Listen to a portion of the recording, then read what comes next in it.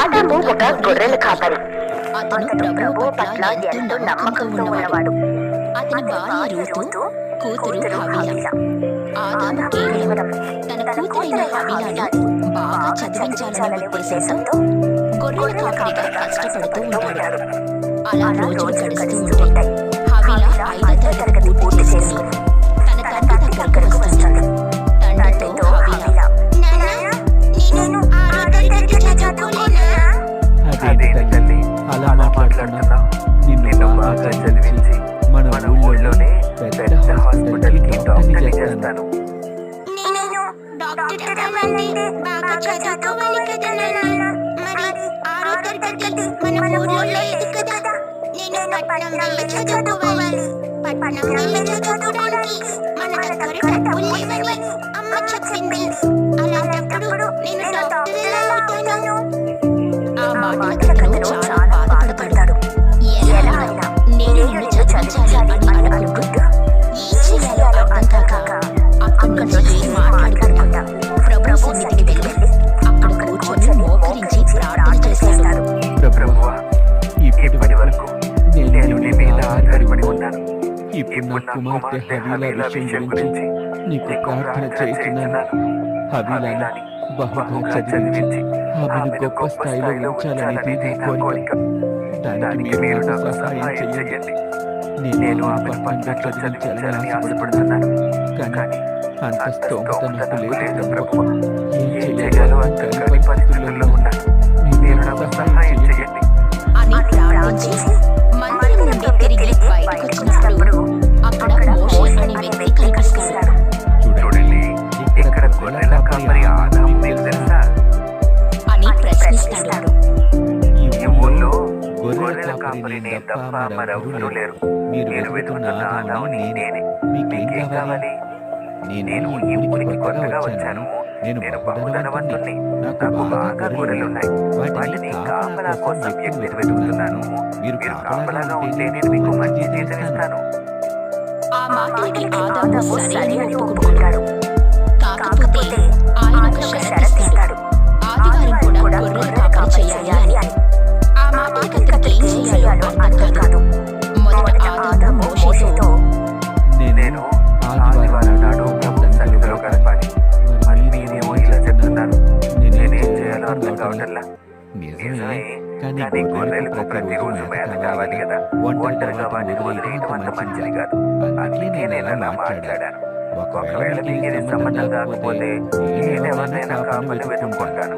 ఆ మాటలకి అతడు, సరే, ఇది నాకు ప్రభు ఇచ్చిన అవకాశాన్ని భావించి దీనికోసం ఒప్పుకుంటాను. ఎప్పటి నుంచి రావాలో చెప్పండి. అలాగే ఎంత జీతం ఇస్తారో కూడా చెప్పండి. 25,000 రూపాయలు నేను నీకు ఇవ్వాలని అనుకుంటున్నాను. నీకు ఏమైనా కావాలంటే చెప్పు, ఇస్తాను. అందుకతను మొదట మీ మందను చూసి తర్వాత మాట్లాడతాను అని పలకడంతో మోషే తన ఇంటికి తీసుకుని వెళ్ళి ఆ గొర్రెల మందని చూపిస్తాడు. దానిని చూసిన ఆదాము, నాకు 30,000 రూపాయలు ఇస్తే నేను వీటిని సురక్షితంగా కాపాడుతానండి అని పలకడంతో అతను దానికి సరే అంటాడు. ఆ తర్వాత అక్కడి నుండి వెళ్ళి అదే విషయాన్ని ఆదాము తన భార్యతో చెప్తాడు. ఏమండి, ఆదివారం మందిరంలో గడపకుండా ఎక్కడో ఉంటే ఎలా చెప్పండి? అదంతా మంచిది కాదు. నా మాట విని దానిని వద్దని చెప్పండి. ఇదంతా సాతాను చేసిన క్రియలుగా ఉన్నాయి. లేదు, ఇది ప్రభువైన క్రీస్తు చేస్తున్న క్రియ. ఆయన నన్ను పరీక్షించాలని చూస్తున్నాడు. కానీ నాకు మంచి అవకాశం దొరికినప్పుడు దాన్ని వినియోగపరచుకోవాలని కూడా ప్రభు చెప్పాడుగా. ఇక మందిరం సంగతి ఆయన చూసుకుంటాడు అని చెప్పడంతో భార్య సరే అని అంటుంది. ఇక ఆ మరుసటి రోజు నుండి గొర్రెలు తీసుకుని వెళ్ళి అడవిలోనే కాపలా కాస్తూ ఉంటాడు. ఆదాము 6 రోజులు పూర్తి చేసుకుని 7వ దినమున అడవిలో కాపలా కాయిస్తూ ఉండగా ఆదాము అక్కడే మోకరించి, నేను ఇక్కడ ఉన్నావని నేను నమ్ముతున్నాను. అందుకే ఇక్కడ మోకరించి నీకు ప్రార్థన చేస్తున్నాను. ప్రభు, సహాయం చేయండి. నేను ప్రార్థన చేసిన చేతుల సమయంలో ఈ గొర్రెలన్నీ కూడా తగ్గిపోకుండా మీరు కాపలా కాయండి అంటూ ప్రార్థన చేయించు ప్రభు యొక్క గీతాలు పాడుతూ ఉండడు. ఆదాము ఈ విధంగా పాట పాడుతూ ఉన్నాడు. కృపాక్షేమము నీ శాశ్వత జీవము నా జీవిత కాలమంతయు నీవు దయచేయువాడవు మహోన్నతమైన ఉపకారములు తలచితే ప్రతి క్షణం పరవశించన నీ జతలో కృపాక్షేమము నీ శాశ్వత జీవము. అలా పాట పాడుతూ ప్రభువుని గణపరుస్తూ ఉండగా సాతాను అక్కడ ప్రత్యక్షమై నీవు ఎక్కడున్న ప్రార్థన వినగలగలేదు. ప్రభువుని కనపరచడం మానలేదు. ఇప్పుడు నేను ప్రజలను చెల్లాచెదరు చేసేదను. అప్పుడు నీవు ప్రార్థనలో నీ వీటిని కొరకు పరుగులు తీసేదను. అని సాతాను తలచి ఆ గొర్రెలన్నింటినీ కూడా చెల్లాచెదరు చేయుచుండెను. గొర్రెల మంద అరుస్తూ చెల్లాచెదరైనప్పటికీ అతను ప్రార్థన మానక ప్రభువుని గణపరుస్తూ ఉండెను. దానినంతా చూసిన సాతాను నీవు ప్రార్థన మానడం ప్రియపడతావు.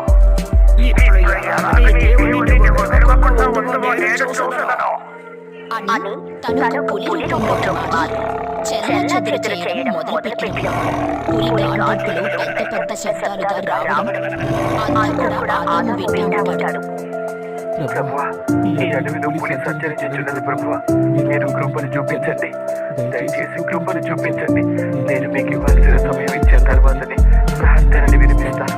ప్రభువా, మీరు నాకు సహాయం చేయండి, వాటికి రక్షణ ఉండండి అంటూ ప్రార్థన చేయుచుని మళ్ళీ తిరిగి ప్రభువును గణపరచడం మొదలుపెట్టి అప్పుడు ప్రభువైన క్రీస్తు అక్కడ ప్రత్యక్షమై పులి రూపంలో ఉన్న సాతానుతో సైతానా, ఎందుకు నీ వద్ద శోధించదలిచావు?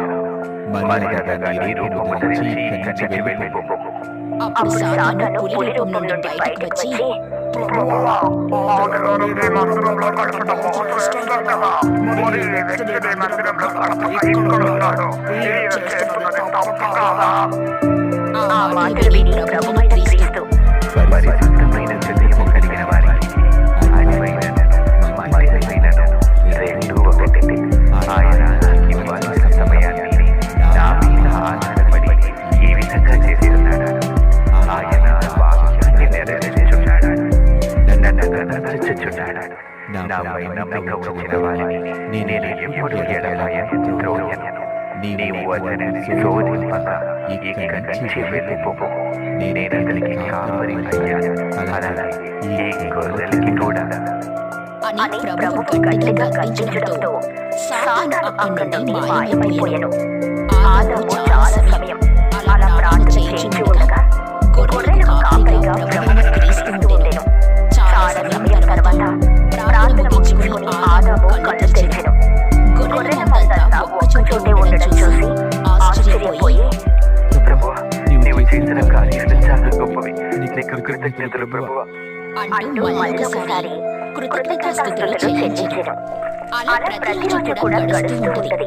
ప్రతి ఆదివారం దినమున ప్రభువు అక్కడ ప్రత్యక్షమై వాటికి కాపలాగా ఉంటాడు.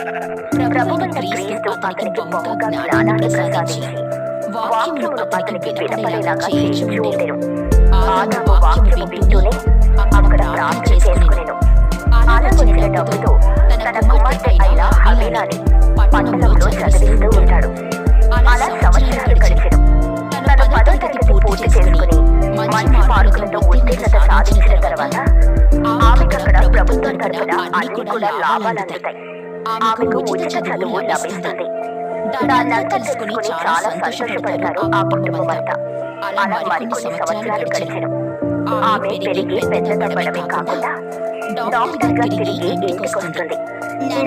నా చదువు పూర్తయింది. ప్రభు దయ వలన నేను వైద్యం చేయడానికి సిద్ధంగా ఉన్నాను. ఎంతో మంది పేదవారికి నేను ప్రభు పేరిట ఉచితంగా వైద్యం చేసేదను. నేను నిన్ను ఏ స్థితిలో అయితే చూడాలని ప్రభువుకి మొదలు పెట్టుకుని ఉన్నాను. ఆ స్థితిలో నేను చూశాను. ఇక మీదట కూడా అంతా ప్రభువే చూసుకుంటాడు. అవును నాన్న, ఆ ప్రభువు అన్ని చూసుకుంటాడు. అలా పలుకుతుంది. ఇక మరికొన్ని రోజుల తర్వాత ఆమె ఉచితంగా అందరికీ వైద్యం చేస్తూ ప్రభువు పేరిట ఆశీర్వాదం పొందుతూ ఉంటుంది. ప్రభువైన క్రీస్తు వారినంతా గమనిస్తూ ఉన్నారు. అలా ఉండగా ఒకరోజు ప్రభువు గొర్రెలను కాపలా కాస్తూ ఉన్న సమయంలో దాన్ని ఆదాము గమనించి ప్రభువా, గొర్రెల్ని కాపలా కాయుటకు నీవే స్వయంగా వచ్చి ఉన్నావని నేను గమనించలేకపోయాను ప్రభువా. ఇలా గమనించిన నేను మందిరంలో గడుపుతాను కదా ప్రభువా, నన్ను క్షమించు. మంచి మార్గంలో నడుచుచున్న నీవు నా స్థితిని బట్టి, అలా నీ యొక్క భక్తిని బట్టి నేను బహుగా సంతోషిస్తున్నాను. నీవు ఎక్కడైనా ఎలాగైనా నాకు కనబడుతూనే ఉంటావు. అలాంటప్పుడు నేను ప్రత్యేకంగా మందిరంలో ఉండాలని అవసరం ఏముంది? నేను నేను ఇక్కడ కాపలా చేస్తున్నాను. ఈ యొక్క గొప్ప సాక్ష్యంతో నేను జరుగుతున్న బలపరచుటకు నేను మందిరానికి వెళ్తాను ప్రభువా. మీరు ఇక్కడే కాపలా కాయండి అంటూ సంతోషంగా ప్రభువుకు చెప్పి అక్కడి నుండి మందిరానికి నడిచి తన యొక్క సాక్ష్యాన్ని చెప్పుకొని ఉండెను. ఆ విధముగా తన యొక్క భక్తి జీవితము ముందుకు సాగుతూ తన యొక్క కుమార్తె ప్రభువు పేరిట ఎన్నో ఉపకార్యములు చేయుచు ఆయనను సంతోషపరచుచు ఆయనను ఘనపరచుచు ఆయనను హెచ్చించుచు ఉండెను. ఆ విధముగానే ప్రభువు ఆ కుటుంబాన్ని హెచ్చించెను.